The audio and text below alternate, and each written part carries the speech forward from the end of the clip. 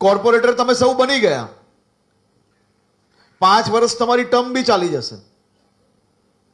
હવે આ 5 વર્ષ દિલથી લોકો જોડે જોડાવવું કે મગજ પર કોર્પોરેટર બનવાનો ભાર લઈને ફરવું, એ તમારા સૌના હાથમાં. મગજમાંથી ભાર છે ને, આજે ચૂંટાયેલા પ્રતિનિધિ બની ગયો છું, કોર્પોરેટર બની ગયો હું, વિસ્તારનો આમ. આપણે કોઈ સાહેબ નથી બન્યા, પણ એ હોદ્દો લઈને મગજ પર ફરશો ને તો લોકોના દિલમાં જગ્યા પ્રાપ્ત નહીં કરી શકશો.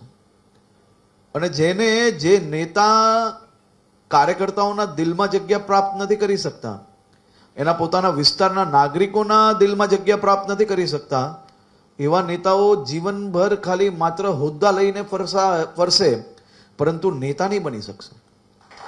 કામ જરૂરી નથી કે બધા થઈ જ જાય, જરૂરી નથી કે તમે બધા જ લોકોને સમાવેશ કરી જ શકો,